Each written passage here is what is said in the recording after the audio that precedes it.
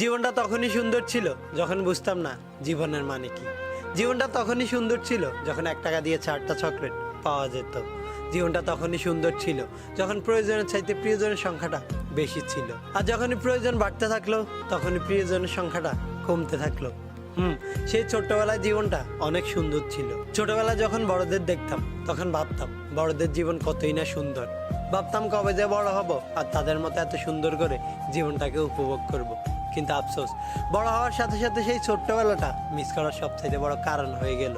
হ্যাঁ, মিস করি সেই সময়টা যখন 8-10 জন মিলে ভাগ করে টাকা দিলেও একটা বল স্ট্রিপ কিনতে গেলে হিমশিম খেতে হতো। এখন হয়তো চাইলেই একা 10টা বল কিনতে পারবো, কিন্তু চাইলেই সে 8-10 জন মিলে একসাথে হয়তো আর কখনোই মাঠে খেলা হবে না। এখন আর বিকেল হলেই কেউ খেলতে ডাকে না। সময়টা তখনই সুন্দর ছিল যখন একসাথে সবাই মিলে ঘন্টার পর ঘন্টা আড্ডা চলতো, আর খাওয়ার বিলটা সবাই মিলে একসাথে ভাগাভাগি করে দিতে হতো। এখন হয়তো চাইলেই একাই সবার বিল দেওয়া সম্ভব, কিন্তু চাইলেই আগের মতো সবাই একসাথে আড্ডা দেওয়া সম্ভব না। হ্যাঁ, মিস করি সেই সময়টা যখন বড়দের হাজার বকাঝকা সত্ত্বেও একজন আরেকজনের কাঁধে হাত রেখে হাঁটা আর সবাই মিলে একসাথে সারা জীবন পথ চলার ওয়াদা করা। কিন্তু বড় হওয়ার সাথে সাথে আমাদের প্রয়োজন বাড়তে থাকে, আর সেই প্রয়োজনের বেড়ে কত প্রিয়জন আর ওয়াদাগুলো হারিয়ে যায়। জীবনটা সত্যি অনেক সুন্দর ছিল সেই ছোট্টবেলায়। অনেক বেশি মিস করি হারিয়ে যাওয়া সেই ছোট্টবেলাটাকে।